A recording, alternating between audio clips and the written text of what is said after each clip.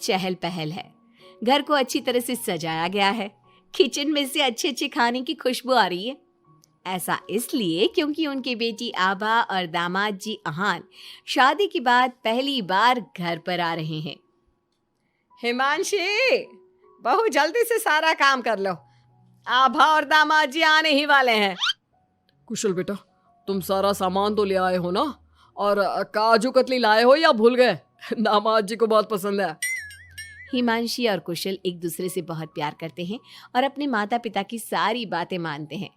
लेकिन जब से कुशल की बहन आभा की शादी हुई है, मानो उसके माता पिता के लिए उनका दामाद ही सब कुछ है। आभा और अहान घर पर आते हैं। सब उनका स्वागत करते हैं। आभा और हिमांशी किचन में खड़ी होकर बातें करती हैं। आभा, कैसे है तुम्हारे ससुराल वाले? तुम्हारा मन तो लग रहा है ना वहां?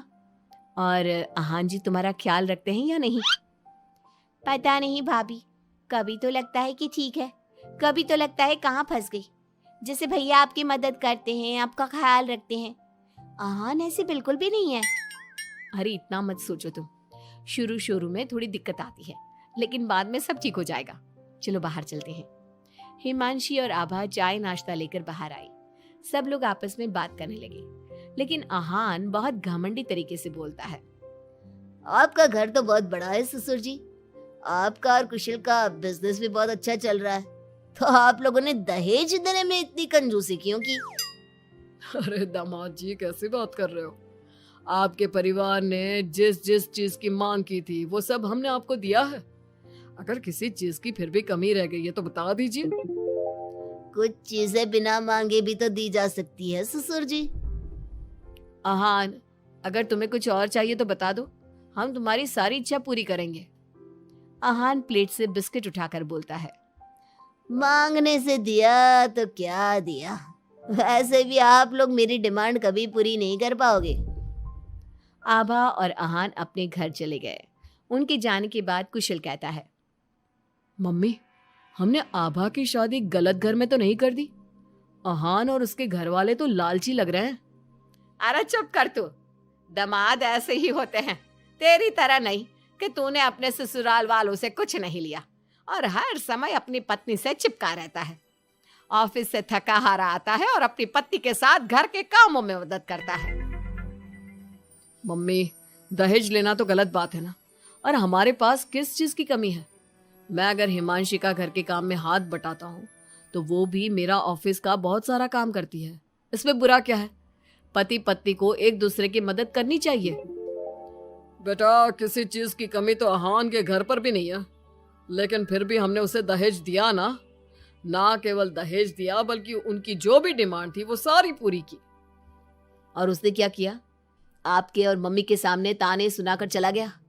आप दोनों को इससे दुख होगा। अहान ने इसका बिल्कुल ख्याल नहीं किया। बेचारी आभा का तो चेहरा देखने लायक था।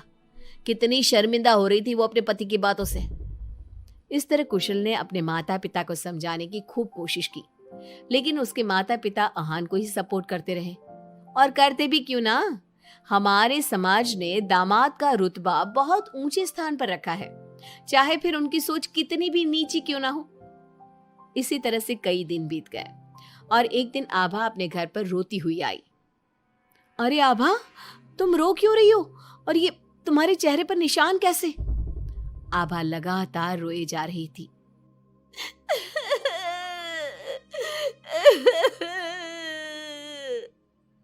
अरे बता मेरी बच्ची, क्या हुआ है तुझे? मत रो इस तरह, मेरा तो दिल बैठा जा रहा है। क्या हुआ है बेटा? हिमांशी और दुर्गा के बार बार पूछने पर आभा ने बताया। मम्मी, मुझे अहान ने बहुत मारा है। क्या? दामाद जी ने तुझ पर हाथ उठाया? लेकिन क्यों?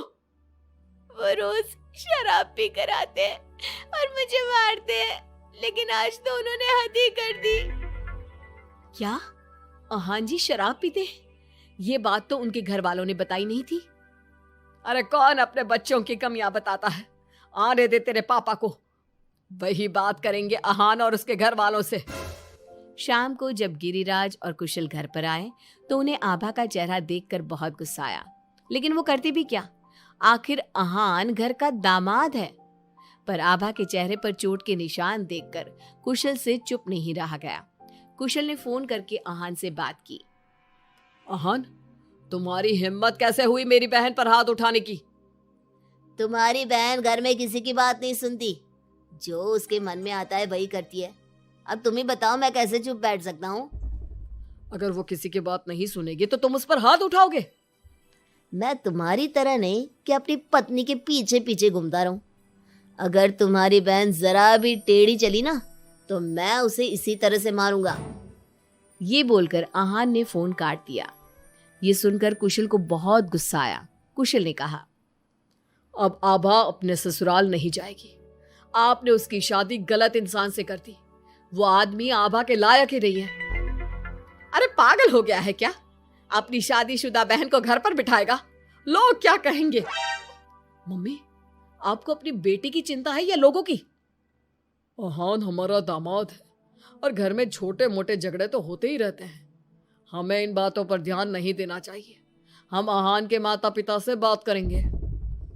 आभा को आहान बिल्कुल पसंद नहीं था, लेकिन उसके माता पिता समाज के डर से उसे बार बार आहान के घर पर भेज देते थे। इस बार भी आभा को अपने ससुराल जाना पड़ा। एक दिन हिमांशी की तबीयत खराब हो गई तो उसने घर का काम नहीं किया। तबीयत खराब होने का बहाना बनाकर सुबह से लेटी है। तुझे इस घर में जितना आराम मिला है ना, दुनिया में किसी बहू को कहीं इतना आराम नहीं मिला होगा।